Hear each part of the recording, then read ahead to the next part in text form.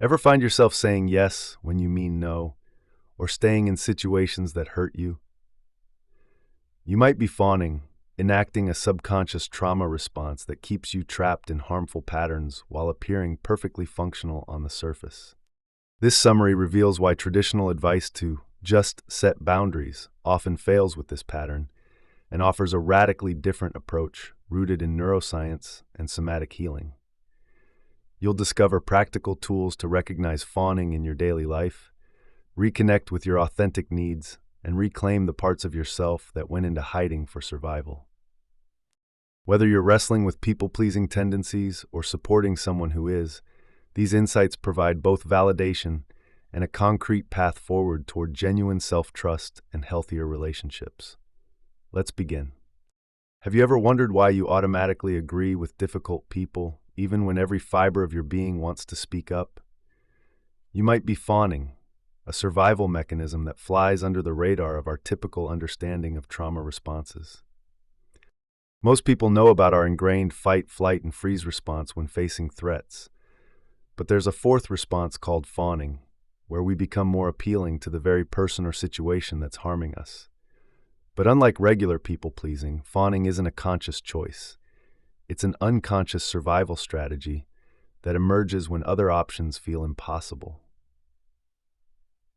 Consider the story of the author Ingrid Clayton. When she was 13, her choleric stepfather made inappropriate advances at her in a hot tub. He appeared caring, yet Clayton felt that something was off. Her options of response were limited. She couldn't fight him. He was twice her size, couldn't flee. She was a dependent child, and for some reason didn't freeze. Instead, her body chose a fourth option: act normal and agreeable while internally terrified. She played along just enough to stay safe, appearing sweet and docile to her predator to manage his mood. She was fawning. This pattern stems from what psychologists call complex trauma. Complex trauma stems not from a single dramatic event, but ongoing threats to our safety in relationships. It involves persistent emotional danger, often from people we depend on. When a parent is volatile, a workplace is toxic, or a partner is controlling, we learn that connection equals protection, even when that connection requires self-abandonment. The tragedy is that fawning can look like success. Take Anthony, a Harvard-educated lawyer who spent decades climbing corporate ladders. His childhood was filled with emotional invalidation, so he lived a life entirely oriented around external validation while feeling fundamentally empty inside. It was only when he heard a cruel voicemail his parents recorded by accident that he realized he'd been performing for them his entire life, and that they actually didn't care. For him, this realization opened the doors to true healing. The path forward involves recognizing fawning not as a weakness, but as intelligence. Your nervous system made the best choice available at the time. Healing begins with honoring these protective mechanisms while gradually expanding your capacity to be authentically yourself in relationships. When actor Dax Shepard was 12, a grown man slammed his head against a telephone pole. His immediate response to this awful assault was to flatter and appease his aggressor. This automatic people-pleasing reaction saved him from further violence. Later, when Shepard grew to 6'2" in his adolescence, he built more confidence.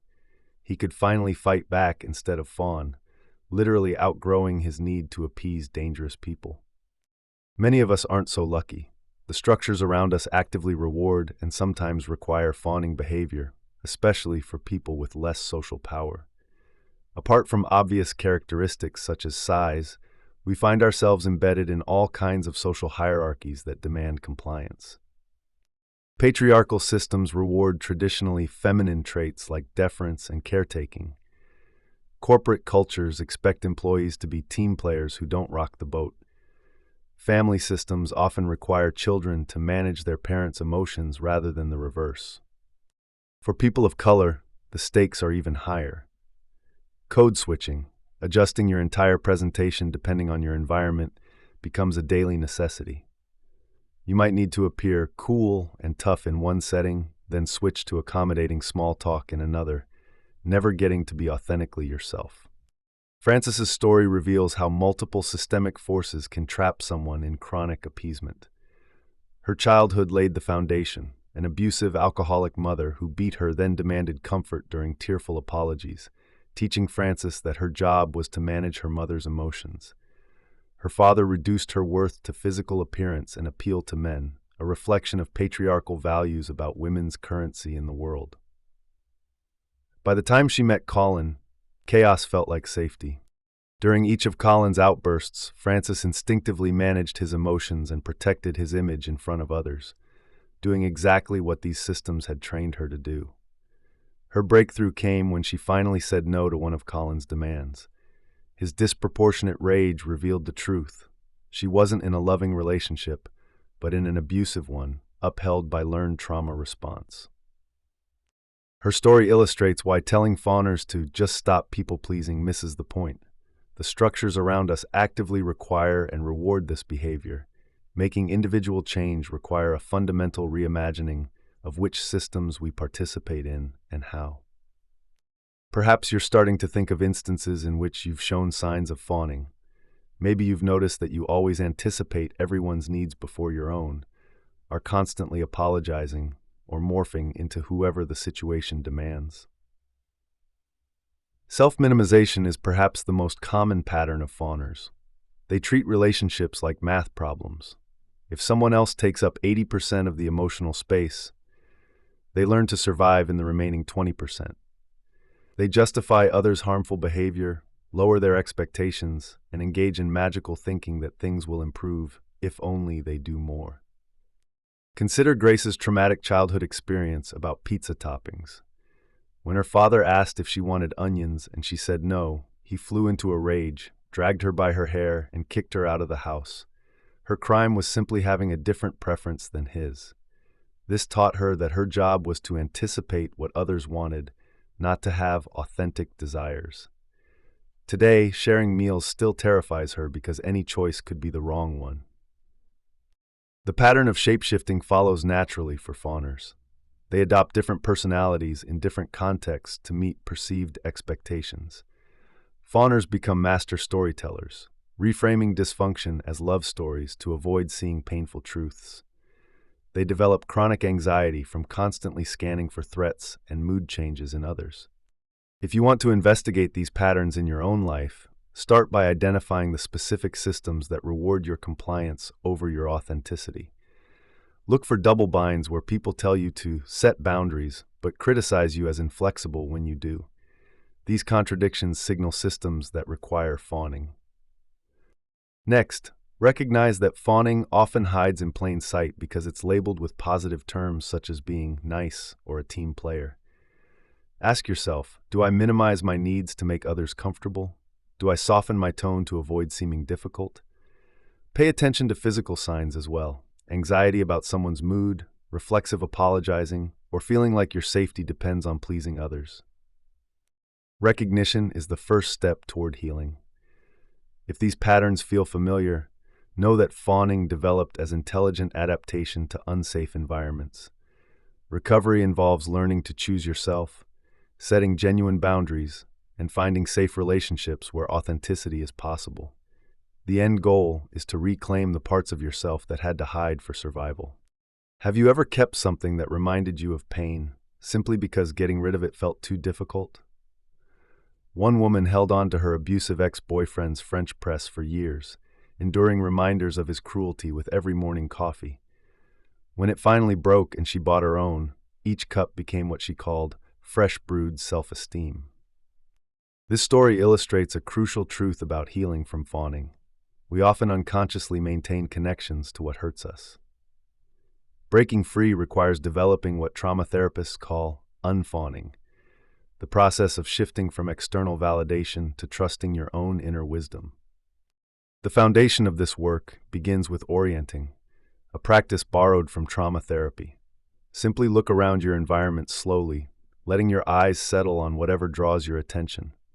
Notice sounds, textures, or smells around you. This conscious engagement with your senses signals safety to your nervous system and pulls you out of autopilot mode. When you're constantly focused on pleasing others, you lose touch with your immediate surroundings and your own needs.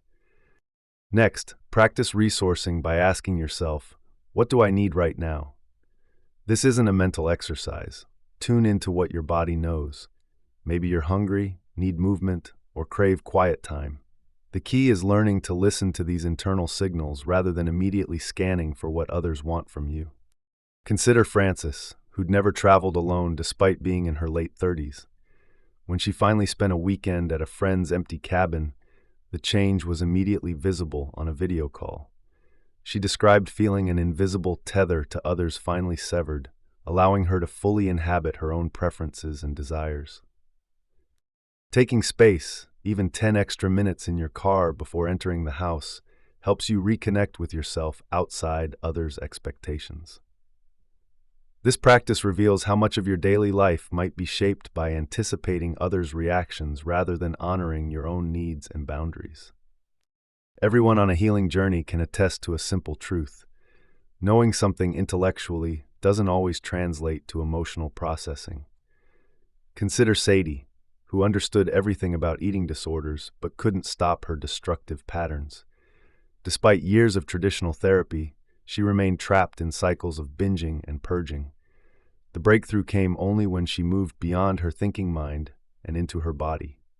Traditional talk therapy often keeps us stuck in our heads, analyzing and understanding trauma without actually processing it. But trauma lives in our bodies, stored as physical sensations and nervous system responses. This explains why somatic approaches, which focus on bodily experiences rather than thoughts alone, can unlock healing that purely cognitive methods cannot reach. During an EMDR or eye movement desensitization and reprocessing session, Sadie engaged in bilateral stimulation of her body using the butterfly hug. She simply crossed her arms over her chest and slowly alternated taps on each shoulder. In EMDR, this rhythmic left-right pattern helps the brain process stuck material, possibly by mimicking the way our brains naturally consolidate memories during REM sleep. Rather than talking through her experiences, Sadie witnessed what arose. Everything that had ever happened to her played like a movie.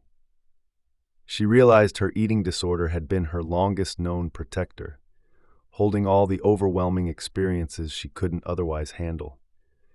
The binging numbed her pain, while the purging provided relief from responsibility. Through this somatic processing, her body finally released what it had been storing for years.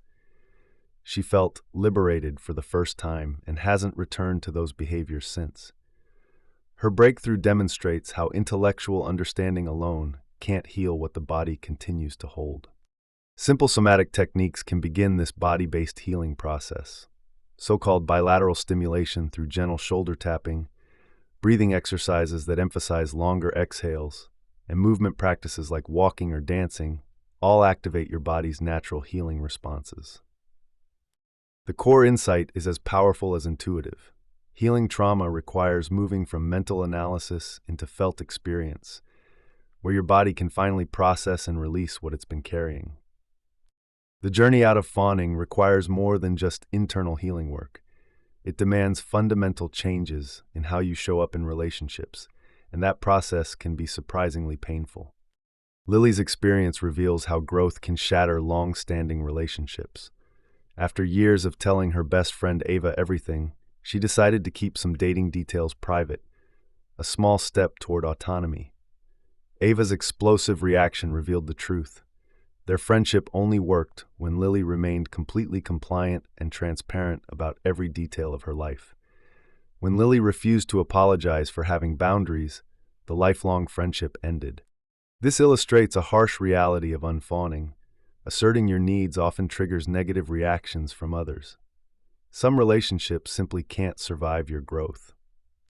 The unfawning process involves several key stages. First, you must reconnect with your healthy anger, that inner fire that signals "I'm not okay with this." Somatic practices like the ones described earlier can be a great path toward this. Many people who fawn are disconnected from their body and its natural emotions. Learning to feel and express anger safely, whether through physical movement, creative outlets, or direct communication, becomes essential. Next comes the challenging work of setting boundaries. This isn't about controlling others' responses, but rather clearly communicating your limits and following through with consequences. Sometimes this means walking away from relationships entirely, as Clayton discovered when she finally cut contact with her mother, who continued calling her a liar about childhood abuse. Start small with boundary setting.